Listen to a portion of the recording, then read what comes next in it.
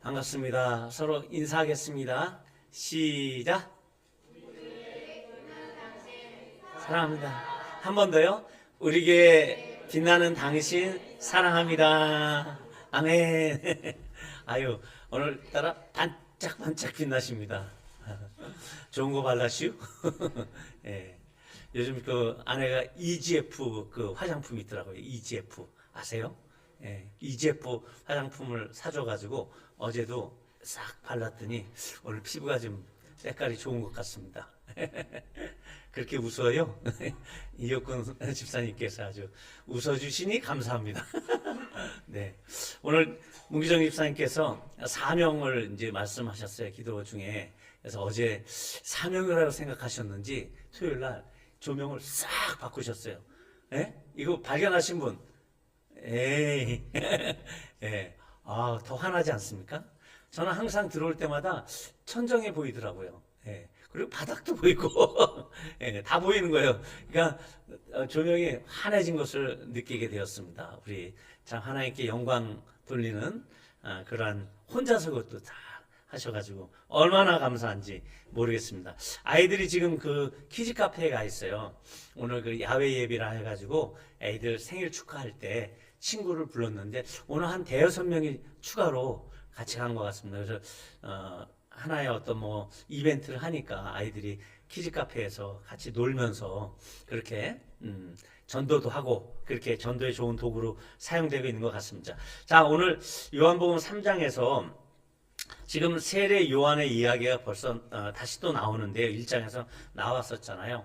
그래서 이 세례 요한의 사명에 대해서 간단하게 먼저 좀 짚어보면 그는 메뚜기와 석청을 먹으면서 광야에서 살았어요. 이것은 하나의 어떤 깊은 그의 기도와 묵상 중에서 하나님의 뜻을 발견하는 시기였다라고 생각이 됩니다. 또한 그가 SNF파였다라고 하는 그 이야기들 속에서 그가 아마도 그 토라 모세오경과 또한 이런 그 선지자의 글들을 보면서 자기의 사명을 깨달았을 것이다 이런 생각을 갖게 되는 거죠. 자, 그러니까 세례 요한은 어떤 사명을 가졌냐면 보내심을 받는 사명을 받았습니다. 하나님께로부터 보냄을 받았다. 이것이 그의 사명이었습니다. 그 다음에 두 번째 사명은 증인으로서의 사명을 감당했습니다. 빛에 대해서 증언하였다. 이 말씀 계속 띄워주시면 돼요. 예, 미리미리 띄워주시면 그 이야기들이 나옵니다. 빛에 대해서 증언하였다.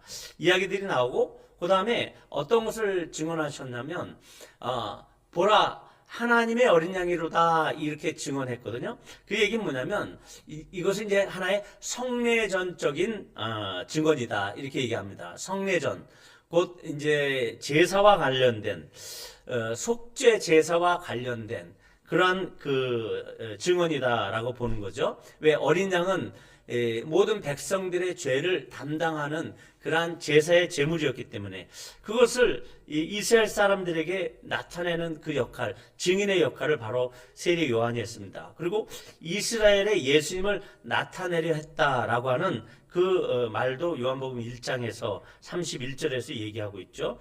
또한 그 세례 요한의 증언은 사명은 무엇이었냐면 모든 사람이 자기로 말미암아 그리스도를 믿게 했다라고 하는 이 사명을 갖고 있습니다. 요한복음 1장 7절에 나타납니다. 또 주의 오실 길을 평탄하게 한다. 곧 주의 길을 곧게 하라고 광야에서 외치는 자의 소리로다 이렇게 자신을 표현하고 있었습니다. 그것은 뭐냐면 주님이 오실 길을 곧게 한다. 그러면 길이 울퉁불퉁하면 그것을 편편하게 까는 도로 작업을 하는 그것을 얘기하는 것입니다. 그런데 이 도로 작업하는 자기의 삶을 광야에서 외치는 자의 소리로다 이렇게 표현하고 있거든요. 이것은 하나의 어떤 신적인 사명을 받은 것을 얘기하고 있습니다. 광야라고 하고 있는 것은 척박합니다. 먹을 것이 없으니까 메뚜기와 석청으로 그렇게 삶을 유지했습니다. 그런데도 그의 삶은 그 결과와 상관없는 그냥 소리가 뭐 물건에 남습니까? 소리는 있다가 없어지는 겁니다. 형체가 남지도 않아요. 근데 그 결과에 상관없는 순종으로서의 소리의 일을 감당하고 자신은 사라졌다. 역사 가운데 없어졌다. 이것이 이제 교회 봉사자들, 수많은 교회를 섬겼던 봉사자들의 삶의 모습이죠. 그저 그의 존재는 소리에 불과했습니다. 외치는 소리로 끝난 것이 그의 삶이었어요. 지금 그 소리 들리지 않습니다. 예, 대신 그 다음 세대의 사람들이 이 소리를 내다가 가는 것이죠. 그 외침이 어떤 외침이었습니다. 회개하라! 라는 것이었습니다. 예수님이 그 빛 대신 예수님, 영광스러운 하나님의 아들 메시아가 이 땅에 왔기 때문에 어떻게 해야 됩니까? 그 길을 평탄케 해야 돼요. 그것은 무엇입니까? 회개하는 것입니다. 회개를 외치는 사역이었죠. 그래서 그 아들을 영접하기 위해서는 그 마음 가운데 죄악을 씻어버려야 된다.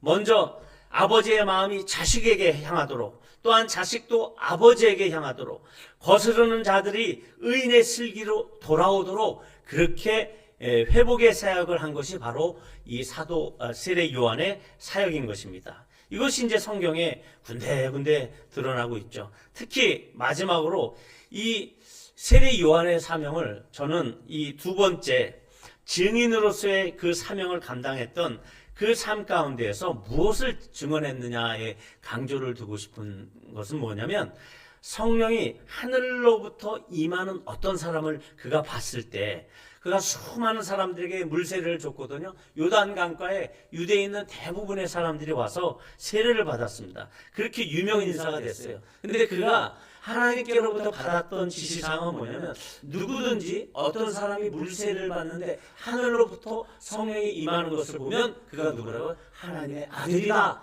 라는 것을 나타내라고, 증언하라고 얘기를 하고 있습니다. 예, 이것이 그의 사명이었어요.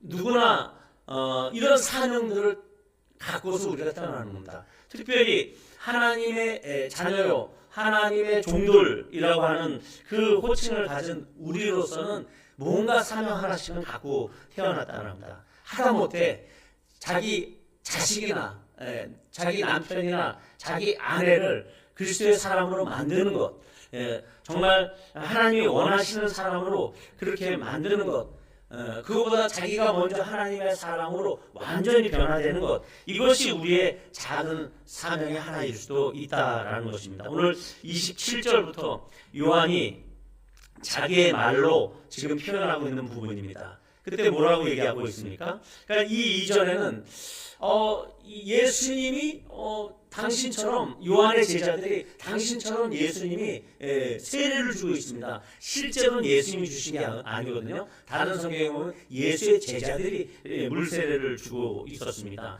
이것에 대해서 세례 요한이 뭐라고 얘기합니까? 그 일에 대해서 나는 그리스도가 아니다. 그의 앞에 보내심을 받은 자다. 그냥 증언할 자다. 이렇게만 얘기해요. 그러면서 그리스도는 흥하여야 하겠고 나는 쇠하여야 하리라, 이런 얘기를 이제 쭉 한단 말이에요. 근데 오늘 27절부터는 이 세례 요한의 이런 고백들이 나와요. 그가 지닌 예수님을 향한 그 영적인 지식의 범위를 헤아려 볼 수 있는 내용들이 나오게 됩니다. 그러니까 이 세례 요한이라는 사람이 훌륭한 점을 우리가 돋볼 수가 있어요. 그것은 뭐냐? 첫 번째, 이 유대 사람들이 세례를 베풀고 있는 그 예수님의 제자들을 향해서 이 요한의 제자들이 와서 얘기할 때 이런 얘기를 합니다. 27절이죠. 만일 하늘에서 주신 바 아니면 사람이 아무것도 받을 수 없느니라. 이런 얘기를 할 수 있다라고 하는 것은요, 이 세례 요한이 하나님의 경륜을 이해하고 있는 사람입니다. 하나님이 어떻게 이 역사를 이끌어가고 계시고, 어떻게 어떤 사람에게 역사하시고, 어떤 교회에 하나님의 역사가 어떻게 일어날지를 이해하는 사람만이 이 이야기를 할 수 있는 거예요. 만일 하늘에서 주신 바 아니면 사람이 아무것도 할 수 없느니라. 하나님이 주시지 않으면요, 우리 교회 이렇게까지 일부 예배도 한 10명 이렇게까지 부흥할 수 없었습니다. 앞으로도 마찬가지예요. 하나님께서 프로지오 힐스테이에서 사람들이 오는 것은 우리가 잘나서 아닙니다. 목사가 잘나서 아니에요. 하나님의 일이세요. 하늘에서 주시지 않으면 사람들 다 떠납니다. 상처받고 서로 분쟁과 다툼 가운데 저 목사 왜 그래 그러면서 떠나는 사람들이 한둘이 아닐 겁니다. 근데 하나님께서 행하시기 때문에 교회가 더욱 잘 될 것이다. 저는 그렇게 믿는 것입니다. 그러면 그것을 위해서 우리가 어떤 태도를 가져야 되는지 그것이 또한 오늘 본문의 내용이기도 하죠. 그래서 자신은 그리스도가 아니다. 정확한 자신의 위치를 지금 세례 요한은 알고 있습니다. 자신의 위치를 안다는 것에 이 중요점을 지금 말하고 있는 것이죠. 자신의 위치는 예수님의 앞에 보내심을 받아서 길을 평탄케 하는 자요 증언자라고 얘기했죠. 자신은 예수님의 신발끈을 풀기에도 감당하지 못할 존재다 이렇게 얘기합니다. 또 한편으로는 다른 성경에서 뭐라고 표현하냐면 그 신랑이 신부를 취하는 그 기쁨에 함께 동참하는 그 친한 친구의 위치로서 자신을 표현하고 있는 구절이 있습니다. 신랑이 신부를 얻는 일생일대 행복한 일입니다. 그 기쁨으로 내가 충만했다라고 얘기하는 사람이에요. 그러니까는 이 세례 요한이라는 사람이 보통 넓은 사람이 아닙니다. 그의 위치를 정확하게 알고 있어요. 그러니까 이 위치라고 하는 것, 이 자기의 높고 낮음에 대해서 지금 세례 요한이 얘기하고 있는 게 아닙니다.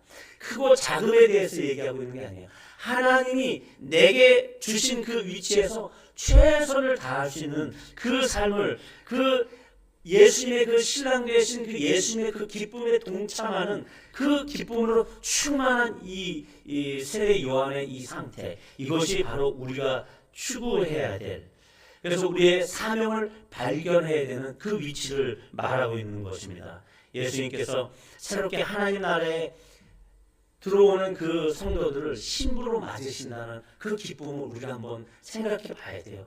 그 기쁨을 함께 기뻐하는 그 큰 기쁨을 함께 순수한 마음으로 나누는 우리가 됐으면 좋겠습니다.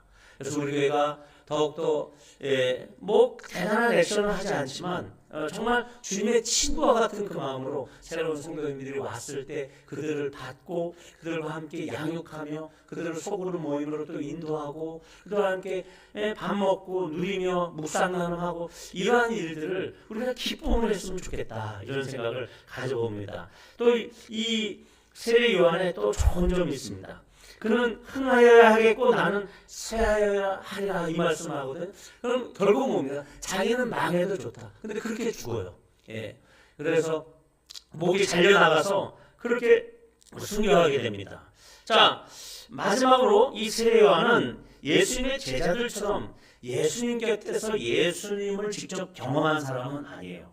그런데 이 예수님의 이 구원 사역에 대한 놀라운 통찰력을 갖고 있다는 이 훌륭한 점을 발견하게 됩니다. 이것이 바로 35절, 36절에 나와 있어요. 우리가 한번 이거 한번 다시 읽어볼까요? 시작.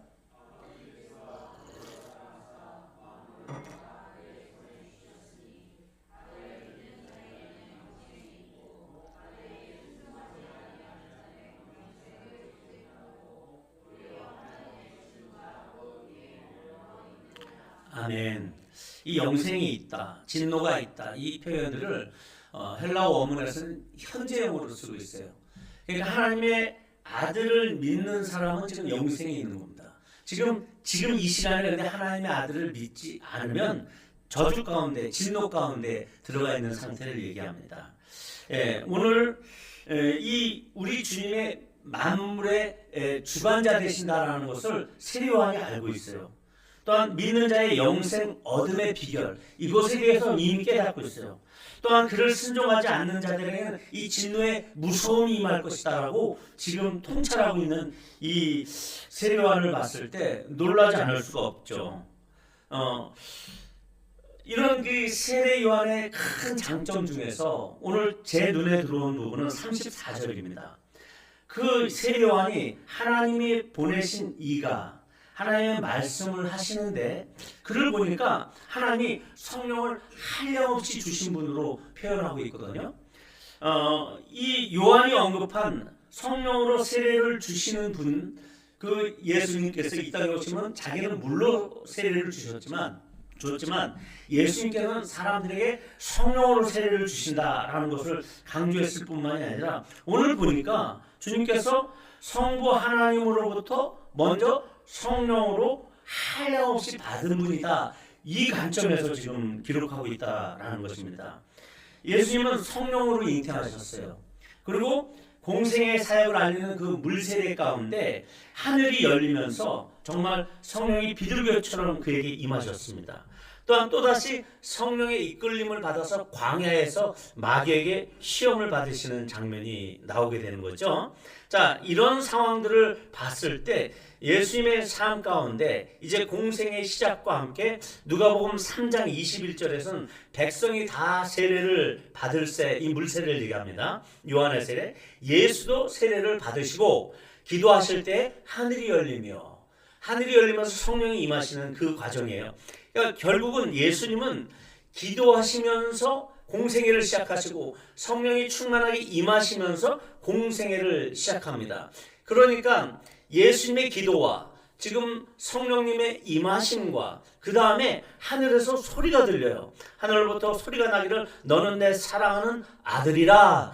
성부 하나님께서 하늘로부터 소리를 바라면서 내가 너를 기뻐하노라 내 아들이다 이런 얘기를 하신단 말이에요. 그러니까 성부, 성자, 성령 삼위 하나님의 연합된 행위를 통해서 이분들의 연합 행동으로 지금 예수님께서 사역을 시작하시는 그 모습을 보여주고 있습니다.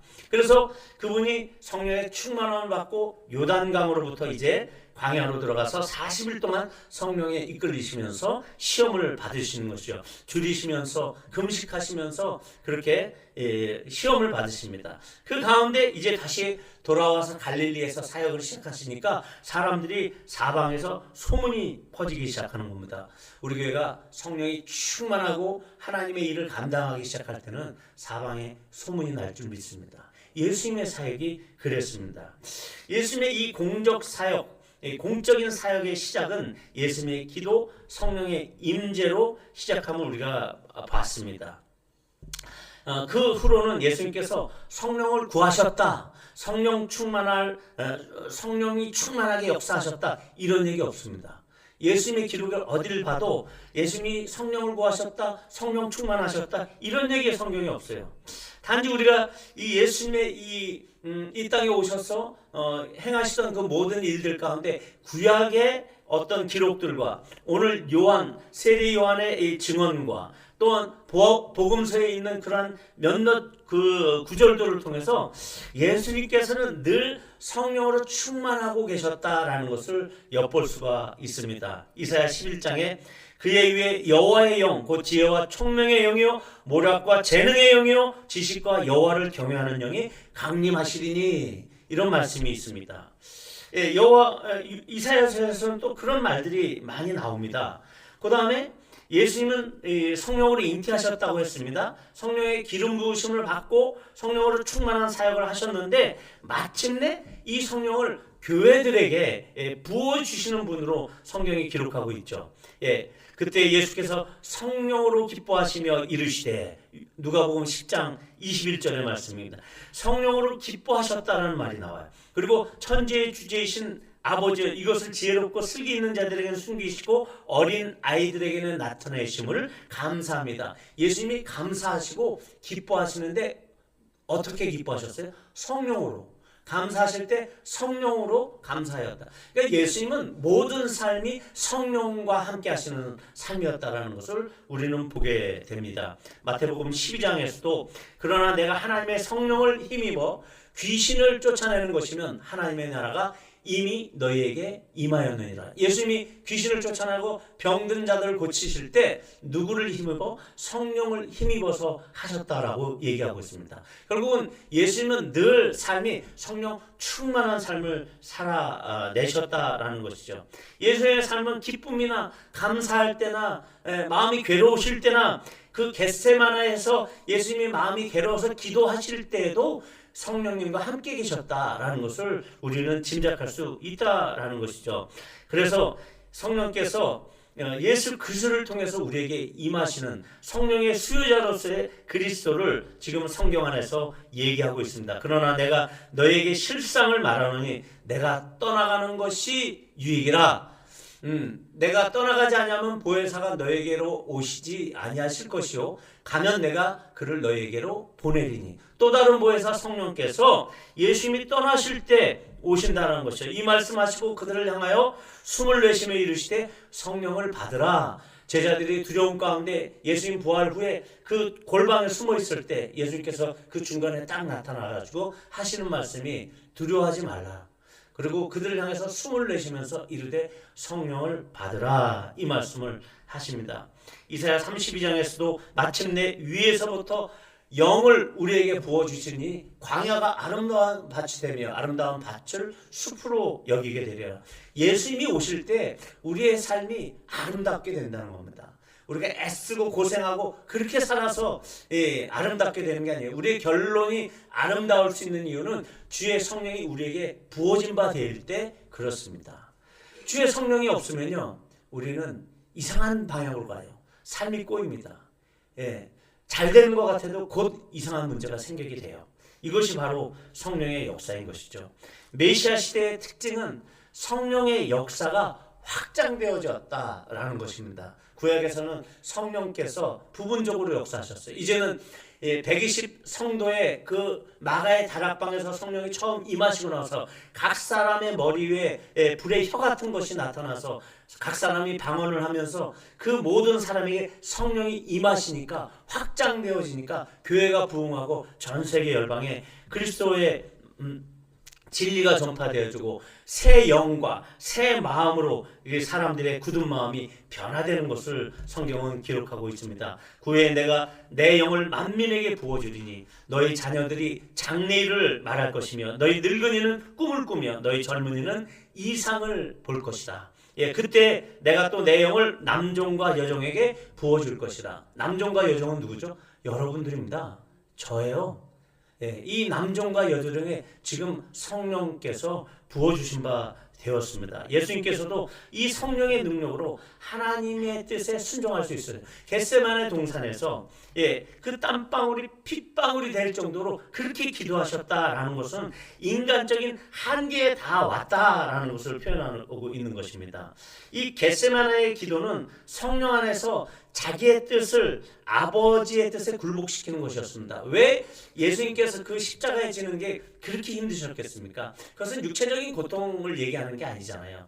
누누이 말씀드렸지만 하나님과 한 번도 떨어진 적이 없었던 그 이 연합된 관계가 떨어지는 거예요. 그 십자가를 통해서 죽음이라고 하는 사망을 통해서 영원하신 하나님과 신성의 원천이신 하나님과 분리되어지는 그 아주 쓰디쓴 고통을 예수님은 알았습니다. 이 단절을 결정하셔야 되는 문제이기 때문에 예수님은 십자가가 그런 면에서 힘드셨습니다. 하지만 그것을 당신의 의지만으로는 이길 수가 없는 상태가 됐어요. 이미 육체도 너무 피곤한 상태가 됐어요. 그때 하나님께서 천사들로 하늘로부터 예수께 나타나 힘을 더하더라. 천사들을 보내주십니다.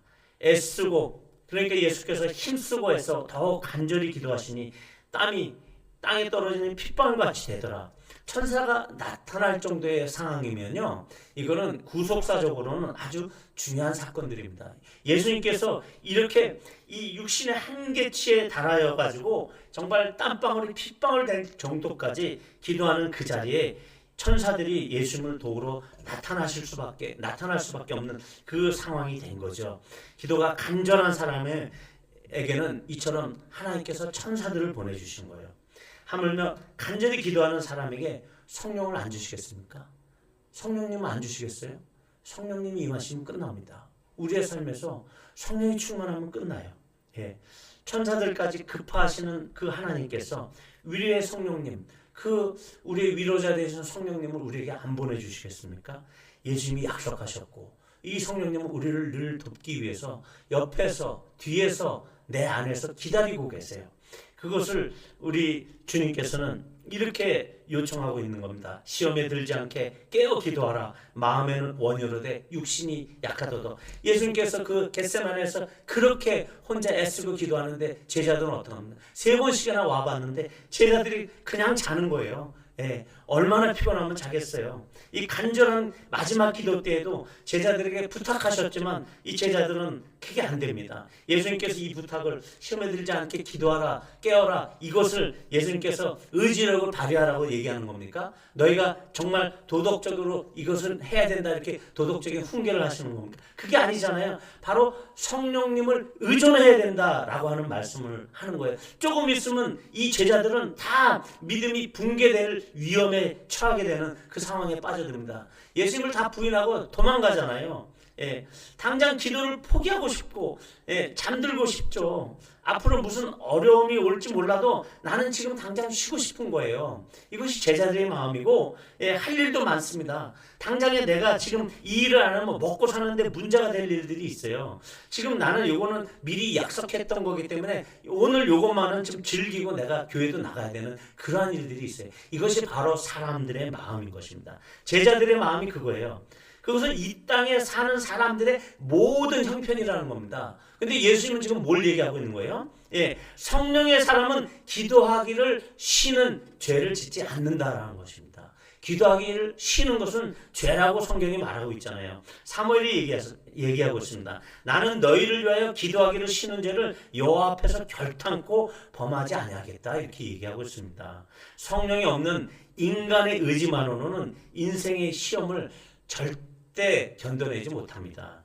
예, 겟세마네 동산에서 제자들의 이 잠들음은 예수님을 부인하고 도망하는 데까지 이르지 않습니까? 이건 형편없이 심각한 상황입니다. 그러니까 기도가 얼마나 중요한 것이지, 성령 충만함이라는 그것이 사라지면 얼마나 비참한 삶이 우리에게 온다라는 그 심각함을 자각하라는 그 이야기입니다. 모든 역사상에 한때는 신실한 제자였던 사람들도 마음은 온유로되 육신이 약해.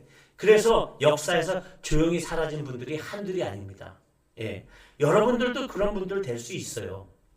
결국은 마음의 결단을 얘기하는 게 아닙니다. 성령의 능력을 받고자 하는 것은 뭔가 다르다는 거예요. 성령의 능력을 받아야, 예, 졸음도 이기고 육체도 이기고 우리의 모든 정신적 의지에 뛰어넘는 성령의 능력으로 우리가 경건생활을 할 수 있다는 겁니다. 이거를 절실히 오늘 느껴야 된다라는 것을 말씀드리고 싶은 것입니다. 시험에 들지 않게 기도하라. 이것은 기도가 시험을 없애주십시오, 시험을 극복하게 해주십시오, 이런 요청의 수준이 아니다라는 것입니다. 성령을 힘입는 이 시간의 과정이 바로 기도라는 것입니다. 성령을 힘입을 수 있는 기도의 그 시간의 과정이 필요하다는 거예요. 예수님께서도 광야 시험이나 또 오늘 이 겟세마네 십자가 시험이 제거되지는 않았습니다. 예, 그렇지만 어떻게 됐습니까? 그 시험을 감내하실 수 있었고 그 시험의 고통과 그 단절의 쓰라림을 성령의 도우심으로 충분히 이겨내신 것입니다. 성령이 함께 하시지 않으면, 성령 충만하지 않으면 우리에게 이 시험과 환난이 늘 끊이지 않을 것이다라는 것입니다. 예, 이 시험과 환난이 왔을 때, 예, 대단한 의지로도 안 된다는 것입니다. 언젠가는 허망한 결과로 인생이 끝날 수 있습니다. 서울대 가면 뭐합니까? 허망한 인생으로 끝날 수 있어요. 성령 충만해야, 예, 저처럼 단국대 나와도 이렇게 목사가 됐지 않습니까? 예, 그런 겁니다. 옛날엔 삼국대라 그래가지고 단국대 안 갔어요. 저도 그러다 보니까 삼수했어요. 예, 단국대, 건국대, 또 뭐였더라? 동국대. 야, 역시 좋은 대학 나오신 분은 다 아시는군요. 예, 저도 안 가려고 그랬어요. 그러다가 삼수했는데 결국은 국자로 갔죠. 자, 제가 뭐 자랑하려는 것도 아니고 참, 예, 어디까지 왔지? 예. 자, 그러니까 결국 허망한 삶, 예? 그때 같이 법학해가지고, 예? 예, 사법고 씹어가지고 재학 중에 40패스 뭐 이렇게 그랬던 그 친구들 보면요, 지금부터 하나같이 저보다 다 잘 안 됐어요. 예. 그러니까 결국은 하나님 믿는 게 최고였는데, 자, 목사가 지금 여러분들에게 겁주려고 하는 게 아닙니다. 이게 사실이라는 거예요. 성령은 지금도 실제 하시는 분이다라는 것을 말씀드리고 싶은 것입니다. 그 성령님은 하나님이시기 때문에 인격이세요. 예, 그리스도께서 성령의 모습으로 오늘 우리에게 오시는 것입니다. 우리 영혼의 아버지께서 성령의 모습으로 오늘 우리 안에, 내 안에 임하신 것이 그분이 바로 성령님이세요. 기도는 우리가 하나님을 향하여 나아가는 시간이라고만 우리가 생각합니다. 그럼 물리적인 시간, 그것이 아니에요. 이 기도의 시간은 카이로스의 시간, 하나님의 섭리의 시간을 얘기합니다. 그러니까 기도는 성령의 도우심을 구하는 그러한 행위인 것이지, 우리가 원하는 것을 달라고 애절하게 울부짖는 그러한 행위가 아니에요. 성령님의 그 함께 하심을 구하는 그 시간이라는 겁니다. 성령께서 우리 속에서 역사하시도록 내어놓는 시간이에요. 내 시간을 성령 앞으로 딱 내놓는 이 시간이 물리적으로 10분이 돼도 좋아요. 1시간이 돼도 좋습니다. 그 시간은 카이로스의 시간이기 때문에 그래요. 그러지 않으면 성령께서 우리 안에 역사하실 수 없고 하나님께서 우리의 삶에 개입하실 수 없다는 거예요. 오랜 시간 울부짖는 양적이고 물리적인 시간과 행위가 아니라 간절할 때, 성령을 구하는 그 간절함이 있을 때 이 질적인 시간이 바로 그 기도의 시간이 되는 것입니다. 그러므로 기도는 성령님의 열심히 우리를 위해서 일하시도록 우리가 문을 여는 행위인 것입니다. 이와 같이 성령도 우리의 연약함을 도우시나니 우리는 마땅히 빌 바를 알지 못하나 오직 성령이 말할 수 없는 탄식으로 우리를 위하여 친히 간구하시니라. 기도하는 사람이 성령 앞에서 연약한 사람인 것이에요. 기도하지 않는 사람은 성령께서 그 사람을 강한 사람이라고 봐서 그를 도와줄 여력이 없는 겁니다. 기도하는 사람을 성령님께서는 더욱 도와주려고 하시는 것입니다. 기도하지 않으면 성령의 도우심의 문을 스스로 닫아버리는 것입니다. 그것은 우리의 죄가 되어버리는 것이죠. 기도하지 않으면 성령님의 도우심을 거절하는 상태로 돌입하는 것입니다. 성령님을 거절하면 관계가 끊어지는 거죠. 깨어 있으라는 이 말씀은 성령의 인도하심에 반응할 수 있는 상태를 만들려고 하는 말씀이에요. 성령께서 내 삶에 좀 관여할 수 있도록 좀 깨어 있으라고 제자들에게 예수님께서 말씀하신 겁니다. 근데 이 제자들이 성령의 경고에 둔감하기 때문에 육신적인 그 필요에 굴복한 것입니다. 그 육신적인 필요에 계속 굴복하는 거예요. 기도하지 않으면 성령의 견고에 그 견고함심에 대해서 둔감하게 됩니다. 이런 식의 삶의 방향은 여태까지 내가 좋은 신앙의 방향으로 왔다가도 다시 빠꾸 오라야 되는 겁니다. 다시 되돌아가는 거예요. 기도하지 않으면 성령으로 충만할 수 없기 때문에 그렇습니다. 성령으로 충만하지 않으면 영적으로 어리석은 결정들만 하게 되기 때문에 그렇습니다. 육신에 핑계거리가 생겨서 예배 안 드립니다. 다른 일이 더 중요하게 내 눈에 들어오는 겁니다. 일이 바빠서, 멀리 있어서, 내가 지금 괴로운 심정이기 때문에, 내가 상처가 많아서 등등등등 여러 가지 핑계가 생기면요, 그때부터는 기도가 안 되는 겁니다. 그 육신의 일에 잠겨버려요. 그 일이 오래되다 보면 이제는 예수님 배반하는 배교가 일어납니다. 결국은 그런 사람들이 예수님을 부인하게 되는 것이고, 혼잡한 그 혼합의 술을 마시게 되는 겁니다. 진리를 분별하지 못해요. 그 혼잡의 술을 마시면 아주 아롱다롱해가지고 내가 가는 길이 지옥행인지 천국길인지 모르게 됩니다. 그런데 기도는 성령님께 나의 자리를 내어드리는 행위예요. 나의 자아를 무릎 꿇게 하는 훈련의 이 과정입니다. 시험에 들지 않게 기도하라는 이 말씀은 성령의 도우심 없이는 그 시간을 통과할 수 없다라는 말씀으로 들어야 되는 겁니다. 우리의 그 졸린 시간, 우리의 고난의 시간, 우리의 그 지금 낙담되고 답답한 이 시간에 기도하지 않으면 성령의 도우심을 절대 받을 수 없습니다. 성령의 도우심을 받으려면 기도해야 돼요. 기다려야 돼요. 성령이 오실 때까지 기다리시면 성령께서 분명히 도와주실 줄 믿습니다. 신앙의 번아웃 이런 얘기를 하시는 분들이 많이 있어요. 나는 너무 지쳤어요. 교회 봉사하다 보니까 이제 힘들어요. 왜 나만 일하죠? 그런 사람들을 반대로 표현하면 그분들은 신앙에 게으른 사람들이라고 저는 표현하고 싶은 것입니다. 왜 그렇죠? 아무리 바쁠수록 내게 봉사와 책임이 더 클수록 우리는 어떻게 됩니까? 기도의 시간을 더 내야 하는 것입니다. 내가 하지 않고 하나님께 하나님께서 도와주시도록 해야 더 많은 일을 우리가 할 수 있기 때문에 그렇습니다. 기도하지 않으니까 번아웃이 일어나요. 무엇을 열심히 하는 게 중요한 게 아닙니다. 지혜롭게 하는 게 가장 중요한 것입니다. 성령과의 호흡이 끊어지면 영적인 탈진 상태가 오는 거예요. 우리 성령님과 호흡을 끊지 마세요. 계속 기도하셔야 돼요. 그래야 탈진 상태가 오지 않았습니다. 영적으로 아주 강했고 위대했던 그 엘리야 선지자도 갈멜산에서 아세라 또 그 바알의 선지자 850명을 다 죽였습니다. 그런데 그 여왕인 이세벨의 한마디에 내가 오늘 내로 너를 잡아 죽이겠다, 이 한마디에 어떻게 됩니까? 마음이 녹아내리고 어떻게 돼요? 그 협박을 피해서 도망을 가게 됩니다. 그때 하나님이 나타나시죠. 그러니까 하나님께 뭐라고 그럽니까? 하나님 왜 납니까? 왜 나만 일하게 했어요? 왜 나만 남았습니다. 다 죽었습니다. 그러니까 하나님이 뭐래요? 야, 너 말고 7,000명이나 바알에게 무릎 꿇지 않은 7,000명이 있어. 그 하나님께 죽고 싶다 이렇게 얘기하죠. 그때 하나님께서 뭐라고 하십니까? 책망하십니까? 책망하지 않으세요. 음식도 또 물도 공급해 주시면서 하나님의 임재가 있는 저 호렙산을 향해서 가라 명령하십니다. 40일 40주야를 그렇게 달려서 호렙산에 갔어요. 호렙산의 굴 속에 팍 들어가서 있습니다. 그때 하나님이 나타나셨죠.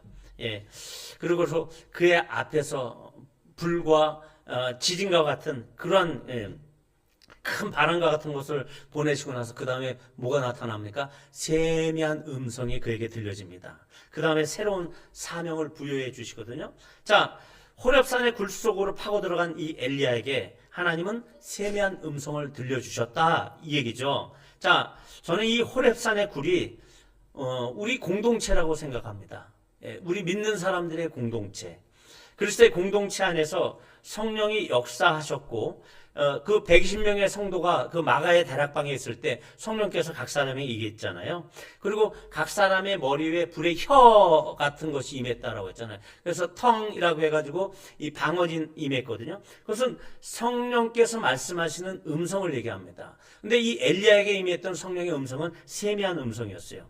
이 세미한 음성이라고 하는 것은 작은 소리 같지만요, 집중하기에는 이것보다 더 좋은 소리가 없는 겁니다. 그렇죠? 기도하는 자에게 그 어떤 소리보다 더 선명한 소리는 바로 이 세미한 주파수의 소리인 것입니다. 하나님께서는 우리에게 너 더 강해져라, 더 많은 일을 해라, 그렇게 큰 소리로 말씀하시는 분이 아니에요. 주의 성령께서는 우리를 위로하시기 위해서 작은 소리로 말씀하시는 것입니다. 어떻게 말씀하시죠? 성령님께 다시 의존해라, 이 말씀을 하십니다. 우리의 영적 회복은 속도를 추구하는 그것이 본질이 아니라는 거예요. 내가 빨리 하나님께로 돌아가야지, 내가 이게 아니에요. 성령님과 호흡을 다시 맞춰보는 겁니다. 조용한 시간에 성령님, 내 삶의 문제가 뭐에 있죠? 성령님을 구하는 것입니다. 나 혼자 왔던 그 길에서 이제는 공동체로 들어오는 거예요. 공동체에 임하시는 성령님과 함께 하는 그 길, 그것이 바로 회복의 시작입니다. 혼자서 힘들어요. 공동체로 다시 들어와야 돼요. 그러면서 회복이 일어납니다. 함께 기도할 때 성령께서 임재하셨습니다. 교회를 통해서 성령께서는 진리의 음성을 듣게 하십니다. 각 사람에게 딱 맞는 위로의 말씀들을 들려주시는 겁니다. 때로는 이 대예배 모임에서, 때로는 작은 모임들, 소그룹, 묵상 모임, 셀 모임, 이런 소그룹 모임을 통해서 성령의 세미한 음성이 들려진다라는 것을 꼭 기억하시면 좋을 것 같습니다. 이 세미한 음성 여러분들 모두가 들려지기를 저는 축원합니다. 오늘 30절, 그는 흥하여야겠고 나는 쇠하여야 하리라, 이 말씀을 세례 요한이 했죠. 이것은 뭡니까? 나는 주님이면 돼요. 나는 망해도 좋아요. 이 얘기죠. 이 세례 요한처럼 나도 예수님 때문에 망해도 좋다, 나 손해봐도 좋습니다, 나 말씀대로 순종하다 손해보고 목 달아나도 좋습니다, 이런 질문들이 우리 안에 일어난다고 하면 우리는 오늘 하나님께 정말 하나님, 내 사명 무엇입니까? 내가 하나님께 순종해야 될 것은 무엇입니까? 그 작은 거 하나 좀 가르쳐 주십시오. 이것을 위해서 기도해야 하는 것입니다. 이게 바로 내가 망해도 좋다라고 하는 고백의 새로운 형태의 모습이죠. 하나님, 내게 원하신 그 한 가지를 위해서 내가 지금 기도해야 되겠습니다. 예수님께서 당신의 사명을 감당하실 수 있었던 것은 하나님께서 한량없이 부어주신 성령으로 충만하셨기 때문이라고 말씀드렸습니다. 우리 주님은 지금도 함께 하시는 이 성령님을 우리 한 사람 한 사람에게 보내주고 계신 것이에요. 성령께서도 아버지로부터 또한 아들로부터 영원히 발출하셔서 지금 우리의 내면으로 지금 오시는 것입니다. 현재형으로 오시는 거예요. 지금 임하셨을 수도 있고 지금 진행형으로 우리를 성령 충만함으로 이끄시고 계실 수도 있습니다. 하나님과의 관계를 얘기하는 것이죠. 하나님과의 관계는 성령을 쫓아서만이 제대로 회복될 수 있다라는 것입니다. 그분은 지금도 우리 안에서 우리를 그분으로 충만케 하시려고 애쓰고 계시다라는 것이죠. 우리 다시 그분을 완전히 환영하고 그분을 우리의 삶에 정말 충만한 상태로 모셔드리기 위해서 어떻게 해야 됩니까? 기도의 자리로 다시 나아가셨으면 좋을 것 같습니다.